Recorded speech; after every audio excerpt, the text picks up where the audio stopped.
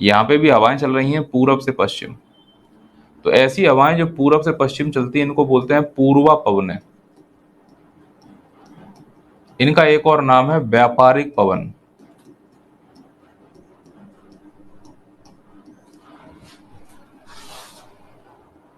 तो इस हिसाब से अगर आप देखोगे तो अगर ये 0 डिग्री की लाइन है जो तुम्हें दिख रही होगी, तो इसके ऊपर 30 डिग्री और इसके नीचे 30 डिग्री। हवाएं कहां चल रही होंगी? पूरब से पश्चिम।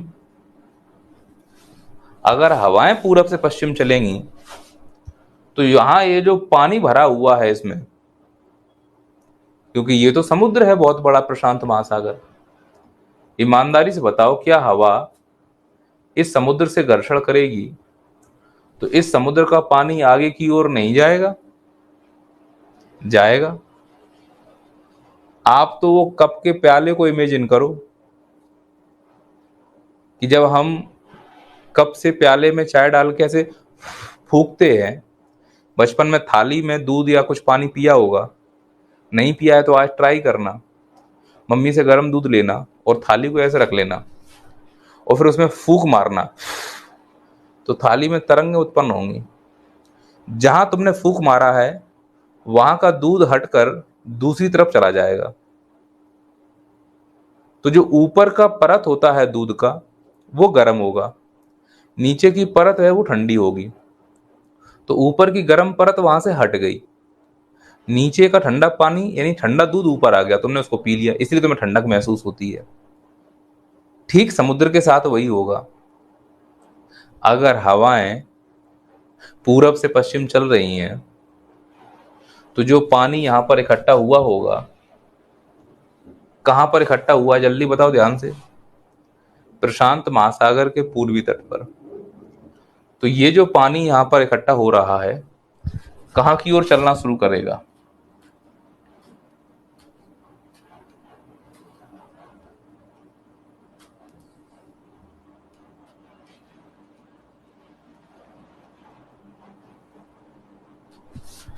पूरब की ओर चलना शुरू करेगा।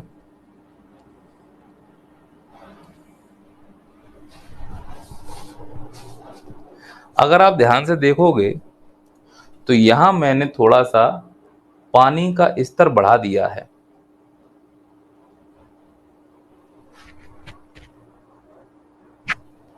एक साइड से अगर पानी हटाओगे तो दूसरी साइड पे जाके पानी इकट्ठा होगा ना। अब इसमें से कुछ लोगों को अभी समझ में नहीं आ रहा होगा, मैं इसको और साधारण भाषा में समझाने का प्रयास कर रहा हूं। तुम्हारे पास एक बॉक्स है ऐसा, इस बॉक्स में पानी भरा हुआ है।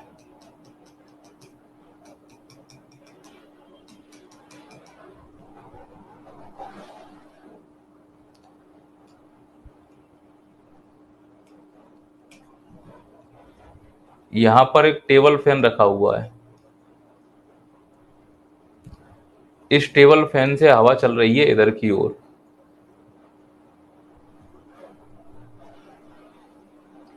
अपने दिमाग पर जोर दो और सोचो कि अगर यहां से हवा चलेगी तो ये वाला पानी यहां से हटकर कहीं दूसरी जगह इकट्ठा होगा, यानी इसका मतलब यहां पे जो जल का स्तर है वो बढ़ रहा है। किस पॉइंट पर? ए पॉइंट पर। पानी ट्रांसफर कहां से हो रहा है? बी पॉइंट से।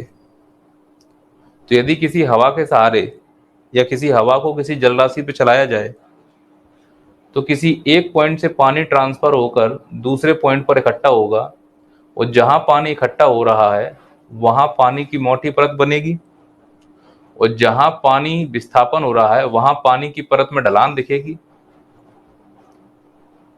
अब तो ये ढलान आपको समझ में आ रही होगी सब लोगों को कि जहां से हवा आएगी वो ढलान नीचे होगी और जहां पानी इकट्ठा होगा वो ढलान ऊपर होगी। तो अब इसमें दो ही कंडीशन बन सकती हैं बेटा। चूंकि इस लाइन के आगे वर्तन खत्म है तो इसकी एक कंडीशन ये बन सकती है बेटा कि ये पानी ढलान से वापस आ जाए,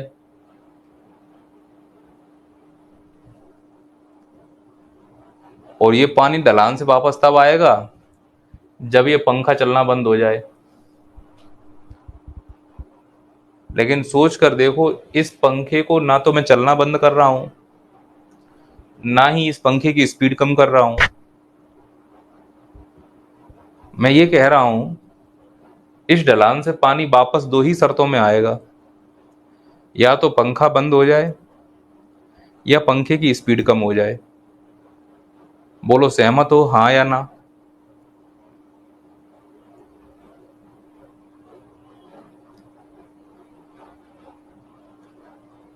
बोलो सहमत हो, हाँ या ना?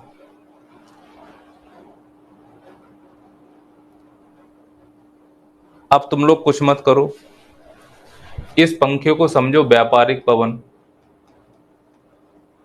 जो कि चलती है 0 से 30 ऊपर, 0 से 30 नीचे। मुझे बताओ, क्या ये पूर्वी हिस्सा है? हाँ। तो यहां से मैं फूकूंगा तो मेरा फूकना और पंखे का फूकना एक जैसा नहीं लग रहा है क्या? हाँ सर। तो जहां से मैं फूक रहा हूं, यहां से पानी हट रहा है? हाँ सर। तो दूसरी जाके जगह इकट्ठा होगा? हाँ सर। तो तुमको ढलान बनते हुए नहीं दिख रही है? हाँ सर, अब समझ में आया।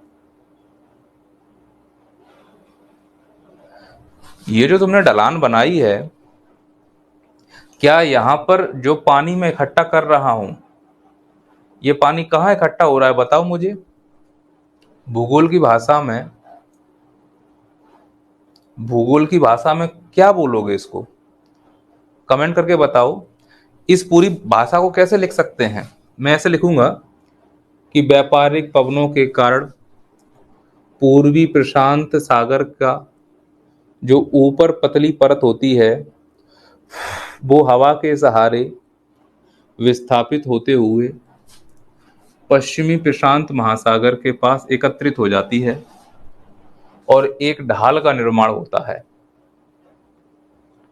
अबे तुम लोग समझ रहे हो कि मैं फालतू की मेहनत कर रहा हूं? मुझे बड़ा डर लगता है ऑनलाइन पढ़ाने में, मेन साला। एक होता है रट लिया, एक होता है जीवन में समझ में आ गया, कभी भूलेंगे नहीं।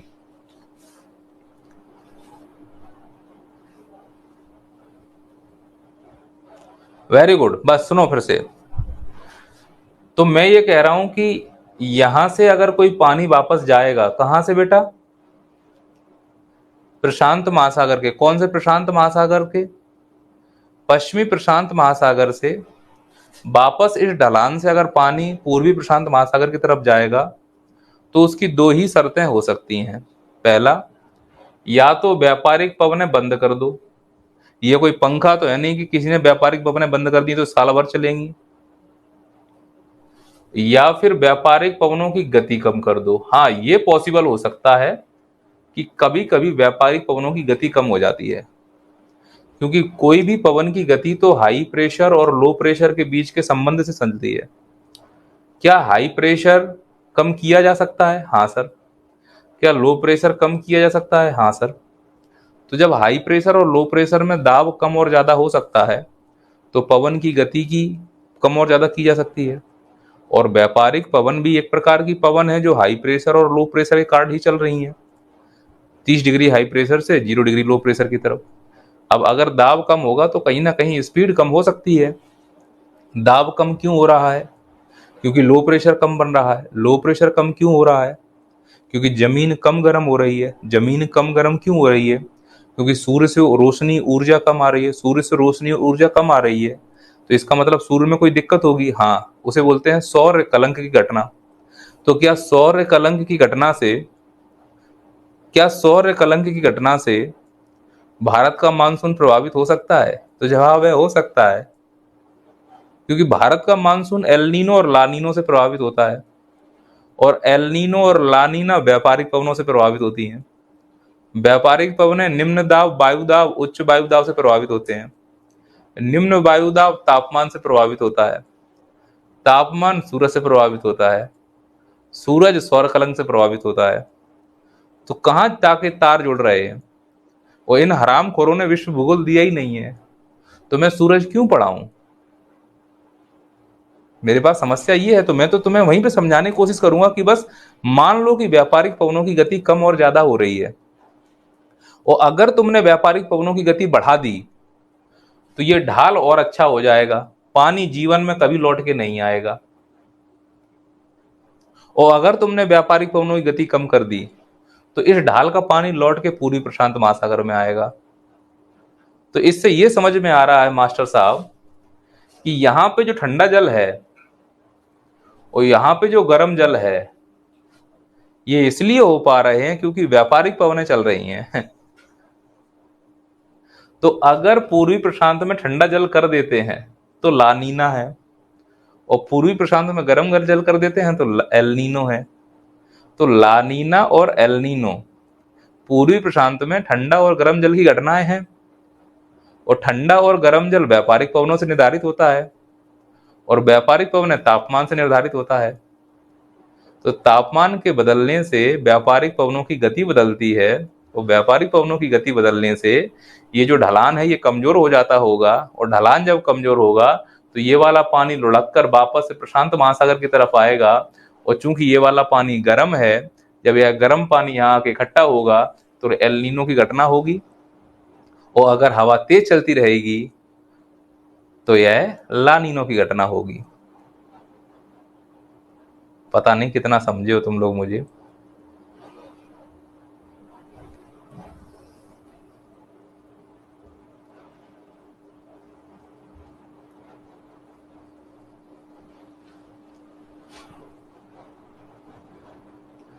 और तुम लोग की एक विशेषता और है, तुरंत बोलते यस सर, क्लियर सर। अभी पूछ दूं तो नहीं सर।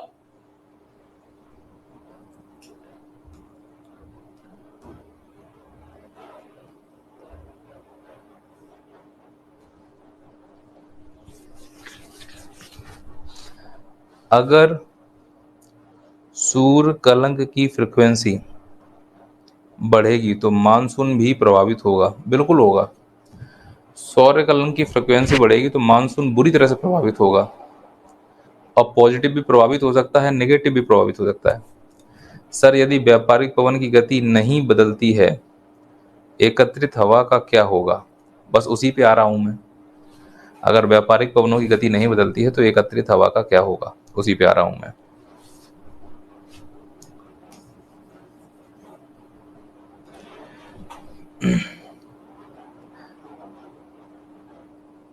अच्छा, वापस से इस कहानी पर आओ।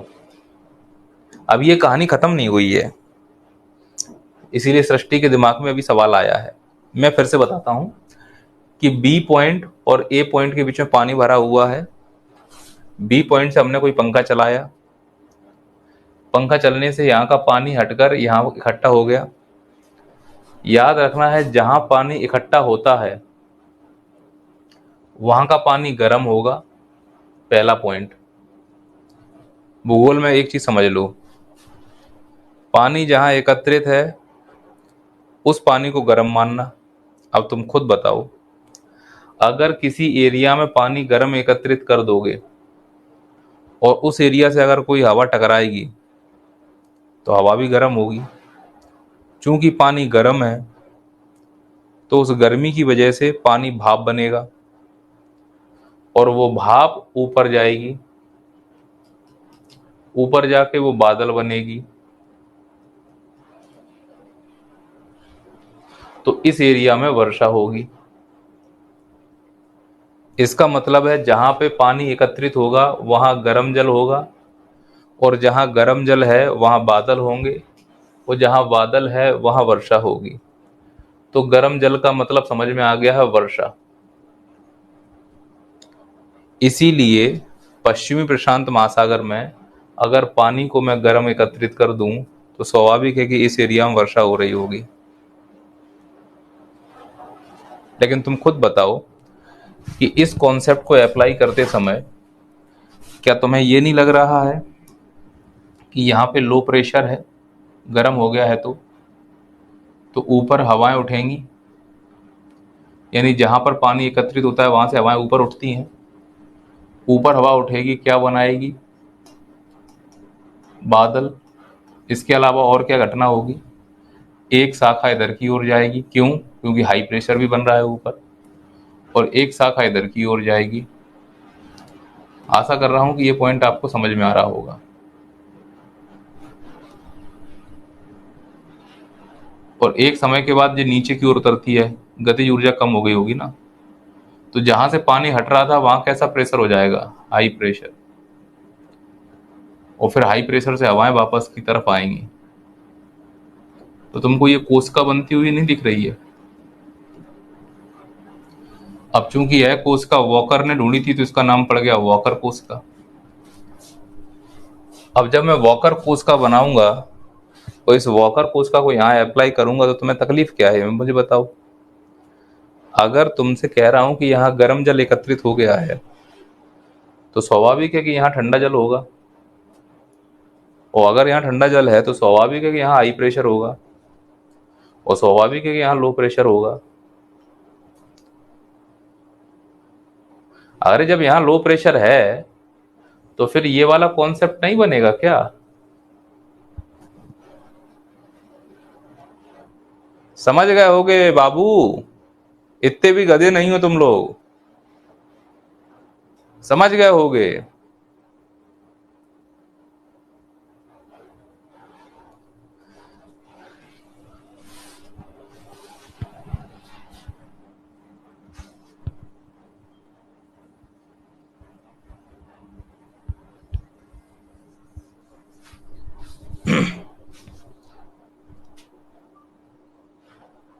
अभी और रुको, थोड़ा और पॉइंट समझो। ये वही बॉक्स है ऐसे, यहां पर फैन है,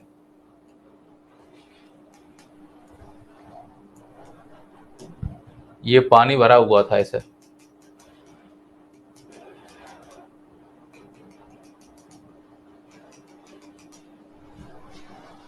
इसका मतलब है यहां पानी एकत्रित है, यहां पानी कम है, तो स्वाभाविक है ढाल ऐसा दिख रहा है। अब इसे समझाने की जरूरत नहीं है।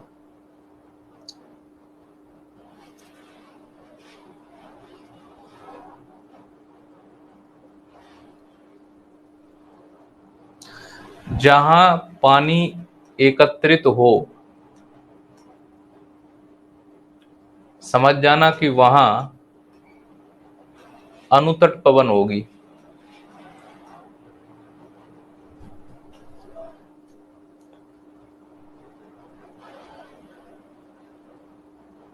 जहां पानी एकत्रित हो वहां अनुतट पवन होगी। और जहां अनुतट पवन है वहां गर्म जल होगा। और जहां गर्म जल है वहां वर्षा होगी। अब तुम चाहें तो कैसे भी इकट्ठी कर लो। अगर किसी महाद्वीप के तट पर पानी इकट्ठा हो रहा है तो अनुतट पवन के कारण। अब ये वाला महाद्वीप कौन सा है? ऑस्ट्रेलिया। ऑस्ट्रेलिया का कौन सा तट है? पूर्वी तट। ये कौन सी हवाएं चल रही हैं? व्यापारिक। क्या कर रही होंगी? प्रशांत महासागर के जल को इकट्ठा करके ला रही होंगी। कहाँ इकट्ठा हो जाएगा? ऑस्ट्रेलिया के पूर्वी तट पर इकट्ठा होगा। किसकी वजह से? पवन की वजह से। तो ऐसी पवनें जो किसी महाद्वीप के तट पर पानी इकट्ठा कर दे उनको क्या कहते हैं? अनुतट पवन, ऑन शोर विंड। तो अनुतट पवन यहां कैसा जल इकट्ठा करेंगी? गर्म। गर्म जल से क्या निकलेगा? भाप। भाप ऊपर उठ के क्या बनाएगा? वर्षा। इसीलिए ऑस्ट्रेलिया के पूर्वी तट पर वर्षा हो सकती है, सही बात है। इंडोनेशिया के पूर्वी तट पर वर्षा हो सकती है, सही बात है। पश्चिमी प्रशांत महासागर के तट पर वर्षा हो सकती है, सही बात है। इन सभी वर्षा का प्रमुख कारण क्या है? अनुतट पवन। चूंकि ये अनुतट पवन 0 से 30 के बीच में मिल रही तो ये व्यापारिक पवन होगी। तो क्या सभी व्यापारिक पवनें अनुतट पवन होती हैं? नहीं। कुछ व्यापारिक पवनें ऐसी होंगी जो इस महाद्वीप को ऐसे चीरते हुए छोड़कर जा रही होंगी। तो ऐसी पवनें जो महाद्वीप को छोड़कर जा रही होती हैं तो स्वाभाविक है कि इस हिंद महासागर के पानी को ढकेल के आगे ले जा रही होंगी। तो जब ढकेल के आगे ले जाएंगी तो इसका मतलब है कि यहाँ पे ठंडा जल आ जाएगा। तो जहां पे ठंडा जल आता है उसको बोलते हैं अपतट पवन।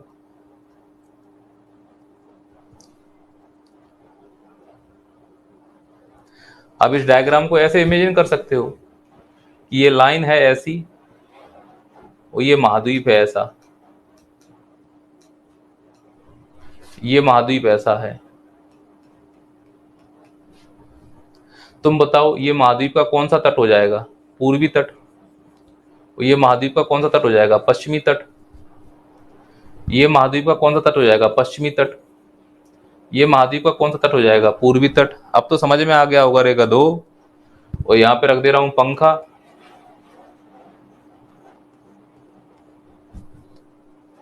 अब इस पंखे से हवा चल रही है, दिख रही है सबको। तो बताओ इस महाद्वीप के किस तट से हवा को दूर ले जाया जा रहा है? पश्चिमी तट से। और किस तट पे जाके इकट्ठा किया जा रहा है? पूर्वी तट पर।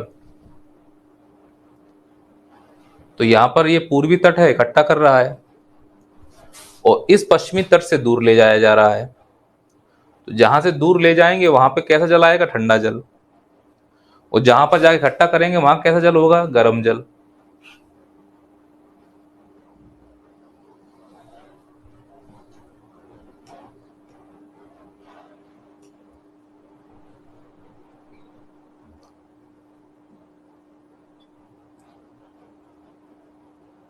अब अगली बार समझना, अगली बार लास्ट और खत्म हो जाएगा बेटा।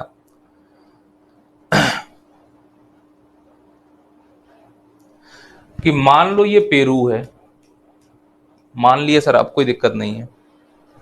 ये पंखा नहीं है, व्यापारिक पवन है, मान लिया सर, अब कोई दिक्कत नहीं है। ये जल नहीं है, प्रशांत है। और ये वाला महाद्वीप ऑस्ट्रेलिया है। क्या ये वाली पिक्चर क्लियर हो रही है? हाँ सर, अब तो क्लियर है। पंखा चल गया, व्यापारिक पवन चल गई, हवा ऐसे चलना शुरू की। इस हवा के बदले, इस हवा के बदले ऐसे हवा चल रही है।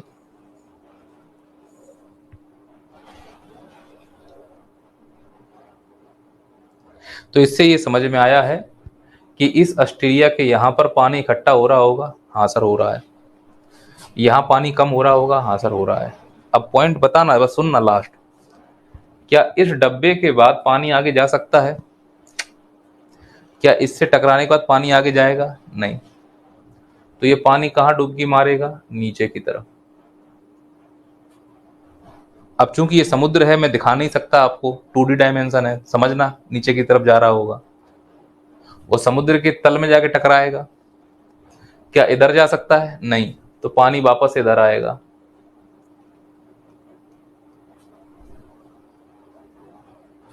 अब ऊपर का पानी गर्म क्यों है? क्योंकि सूर्य का प्रकाश पड़ रहा है। और नीचे का पानी ठंडा क्यों है? क्योंकि सूर्य का प्रकाश नीचे आता नहीं है। इसीलिए तालाबों में कभी गर्मियों में जाना, अप्रैल मई जून में, उसके ऊपर वाले पानी को टच करना, गर्म लगेगा, अंदर हाथ डाल देना, ठंडा लगेगा। नदी तालाब में ट्राई करके देखना। इसका मतलब है पानी का जो नीचे की सतह होती है 150 मीटर के नीचे, वो हमेशा गर्म ठंडी होगी। तो ये पानी यहाँ पे ज्यादा था तो वजन की वजह से नीचे आया, इमेजिन कर रहे हो, वापस गया, और नीचे से ये पानी यहाँ ऊपर निकलने की कोशिश कर रहा है पेरू के तट पर। तो मुझे बताओ, जब नीचे से कोई पानी ऊपर आएगा तो वो कैसा होगा? ठंडा पानी होगा ना। इसीलिए पेरू के तट पर नीचे से पानी ऊपर आ रहा होता है और यहाँ पे ठंडा पानी इकट्ठा होता है। इस प्रोसेस को अपवेलिंग कहते हैं।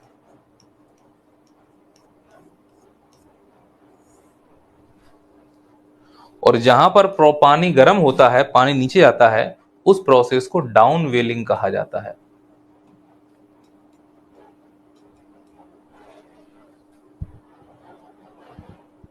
अब तो मुझे एक बात बताओ, अगर यहाँ पे कोई मिनरल हो, मिनरल का मतलब है कोई खाद्य पदार्थ हो, तो वो पानी के साथ कहाँ चला जाएगा? नीचे। और सोच कर देखो, यहाँ तली में कोई खाद्य पदार्थ हो तो पानी के साथ कहाँ आ जाएगा? ऊपर। यानी जहां पर अपवेलिंग होता है, नीचे का ठंडा पानी ऊपर आता है, तो समुद्र में जो भी पोषक तत्व होते हैं वो भी पानी के साथ ऊपर आ जाते हैं। अब चूंकि यहाँ पे पानी ठंडा है, प्लस इस एरिया में पोषक तत्व हैं, इन पोषक तत्वों को प्लंकटन कहते हैं। और इन्हीं प्लंकटनों को खाने के लिए मछली आती हैं। तो जहां जहां अपवेलिंग होता है वहां वहां समुद्र का पोषण तत्व जिसे प्लंकटन कहते हैं वह भी ठंडे जल के साथ सतह पर आ जाता है। इस प्लंकटन को खाने के लिए मछलियां आती हैं। शायद इसीलिए पेरू के पश्चिमी तट पर मछली पालन उद्योग की स्थापना की जा सकी है। कुल मिला के जहां ठंडा पानी उद्वेलित हो रहा है, नीचे से ऊपर आ रहा है, समझ जाना वहां मछली पालन होगा। क्यों होगा ये अब आपको बात समझ में आ रही होगी। तो बताओ, अगर यहां पे डाउन वेलिंग था और यहां पे अप वेलिंग है तो दोनों की अर्थव्यवस्था कैसी होगी? भाई ये लोग मछली पालन करेंगे। ऐसा क्यों बेटा? क्योंकि पानी ठंडा है, पोषक तत्व आ रहे हैं। वर्षा यहाँ होगी नहीं। वर्षा क्यों नहीं होगी? सर आपने तो कहा यहाँ हाई प्रेशर है, ठंडा पानी है। तो यहाँ क्या होगी? वर्षा होगी, क्योंकि यहाँ लो प्रेशर है। तो यहाँ के लोग क्या करना चाहेंगे? कृषि करना चाहेंगे। और यहाँ के लोग क्या करना चाहेंगे? मछली पालन करना चाहेंगे। अब यहाँ के लोगों को मालूम है कि ज्यादा पानी नहीं बरसेगा हमारे यहाँ, और यहाँ के लोगों को मालूम है कि पानी बरसेगा ही बरसेगा। तो यहाँ की अर्थव्यवस्था कृषि आधारित है, वर्षा आधारित है। यहाँ की अर्थव्यवस्था सूखा आधारित है, मछली आधारित है। अब ये चाहता है कि रोज पानी बरसे, ये चाहता है कि पानी ना बरसे। ऐसी कंडीशन में सोचकर देखो, अगर यहां पर सूखा पड़ जाए तो पूरी फसल सूख जाएगी, और यहां पानी बरस जाए तो पूरा पानी गर्म हो जाएगा, और पानी गर्म हुआ तो प्लंकटन नहीं होंगे, और प्लंकटन नहीं होंगे तो मछली क्या वहां पीएससी का एग्जाम देने आएगी? तो मछली उद्योग भी खत्म हो जाएगा। इसीलिए हमें ये घटनाएं पढ़ाई जा रही हैं कि अगर प्रशांत महासागर गर्म हुआ तो क्या प्रभाव पड़ेगा, प्रशांत महासागर ठंडा हुआ तो क्या प्रभाव पड़ेगा। कुल मिला के आज की क्लास में हम केवल इतना समझ पाए हैं कि ये प्रशांत महासागर ठंडा और गर्म क्यों हो रहा है, अपवेलिंग और डाउनवेलिंग क्यों हो रही है। तो वो तुम्हें अब चीजें स्पष्ट समझ में आ रही होंगी। नहीं, पेरू के तट पर वर्षा होती है ना, पर उतनी नहीं होगी जितनी की उम्मीद है। यहाँ पे एक मरुस्थल है जिसे बोलते हैं आटाकामा मरुस्थल, है ना। मतलब पेरू के तट पर वर्षा होना उनके लिए नुकसानदायक है, ज्यादा वर्षा होना, है ना। और हमारे यहाँ कम वर्षा होना नुकसानदायक है। हाँ, वेरी गुड।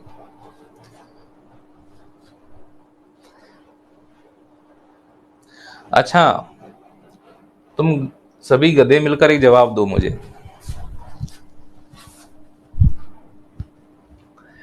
अगर मैं कह दूं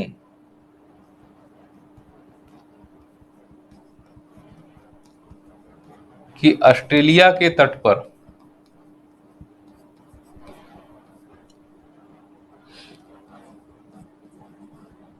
ऑस्ट्रेलिया के पूर्वी तट पर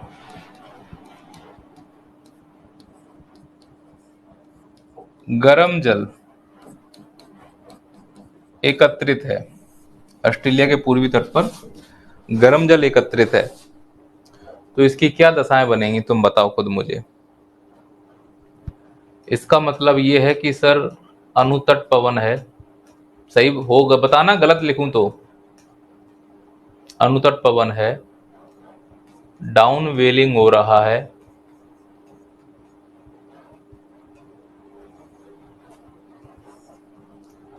वाष्पोत्सर्जन वर्षा के लिए अनुकूल,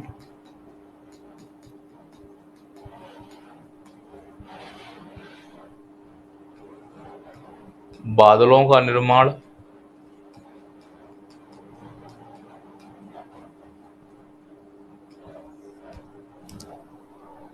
ये हो रहा है कि नहीं हो रहा है। अनुतट पवन होगी, डाउन वेलिंग होगा, वर्षा के लिए अनुकूल होगा, बादलों का निर्माण होगा।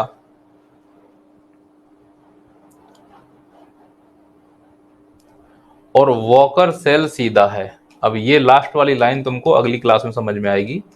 वॉकर सेल सीधा है